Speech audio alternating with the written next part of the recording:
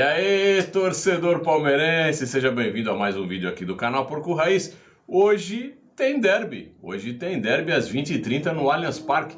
38 mil ingressos vendidos, torcedores, que beleza, vamos ter casa quase lotada para esse jogo, que é realmente um dos maiores jogos do Brasil, na minha opinião. Eu já falei isso ontem, antes de ontem, todos os vídeos que a gente tem postado para falar do derby. Para mim, é um dos maiores jogos do Brasil e por isso eu acredito, e vou falar nesse vídeo, que a arbitragem poderia ser uma arbitragem um pouco mais experiente.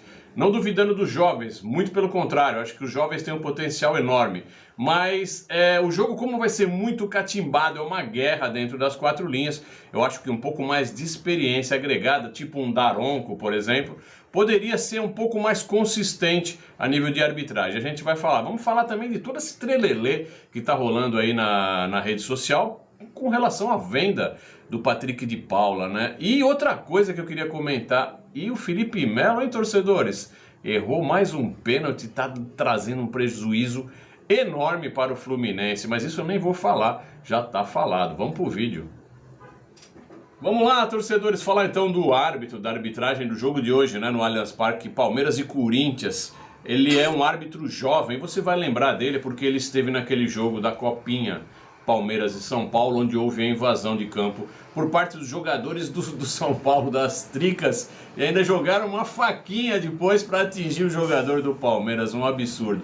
Ele é um árbitro jovem de 23 anos, o nome dele é Matheus Delgado Candansan, Matheus Delgado, tá? E ele já apitou acho que 3 jogos no Paulistão, 3 ou 4 jogos, mas agora é o primeiro clássico dele. Eu acho que a gente poderia, né, abdicar de uma arbitragem tão jovem num derby, num jogo do tamanho que é Palmeiras e Corinthians. Eu acho que ele pode sentir o jogo e, sentindo, fazer alguma coisa não tão agradável a ambas as partes, tá? Não estou dizendo que ele vai roubar para um e nem que ele vai roubar para outro, mas o peso do jogo pode abalar esse árbitro psicologicamente e ele acabar enfiando os pés pelas mãos, as mãos pelos pés. Eu acho que a Federação Paulista de Futebol deveria ter um pouco mais de cuidado quando escala árbitros para esse tipo de jogo, Federação Paulista. Mas o que dizer de você, né, Federação? Você sempre faz dessas, né?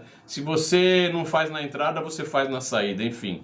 Mas vamos deixar isso para lá, vamos jogar nosso futebol dentro das quatro linhas, fazer os nossos gols e ganhar o jogo. Esse é o objetivo, tá legal? Vamos pro próximo. Outra coisa que eu queria também trazer nesse vídeo é sobre o Fernando, né? Esse atacante que estava lá fora, já está no Brasil, foi jogador do Palmeiras nas categorias de base e se ventila muito a possibilidade dele ser o nosso reforço de camisa 9.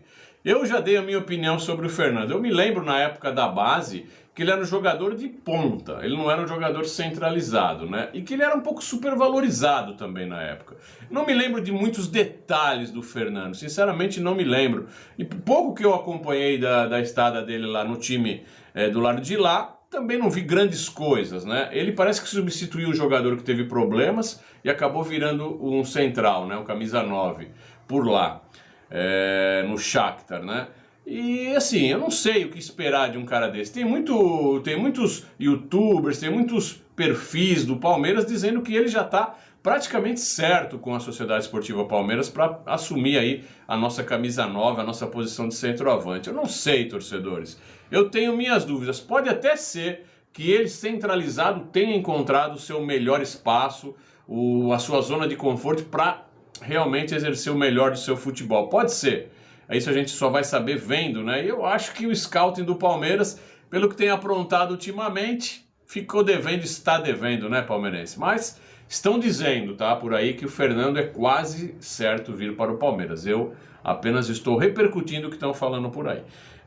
Mas eu acho que não é ainda esse cara, ainda não é essa peça que a gente precisa. Vamos para a próxima. Para fechar o vídeo de hoje, eu queria falar da polêmica, que já está virando uma novela e já está virando uma polêmica. Aliás, tudo que é do Palmeiras vira polêmica, né? A questão da saída do Patrick de Paula numa eventual venda para o Botafogo. O Botafogo já falou que vai dobrar o salário do Patrick de Paula, vai pagar aí de 180 a 200 mil reais para ele por mês. Aqui no Palmeiras ele ganha mais ou menos 100 mil reais, né?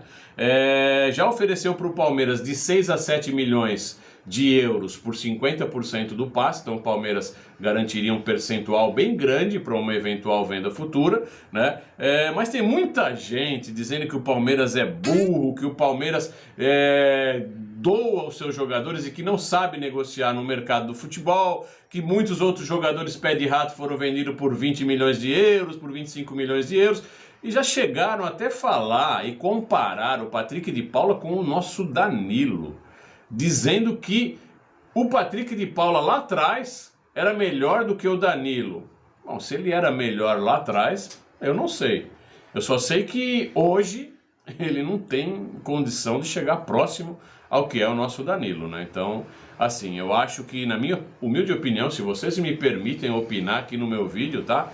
Eu acho que o Patrick de Paula é um jogador hoje que no extracampo desagrega um pouco, tá legal?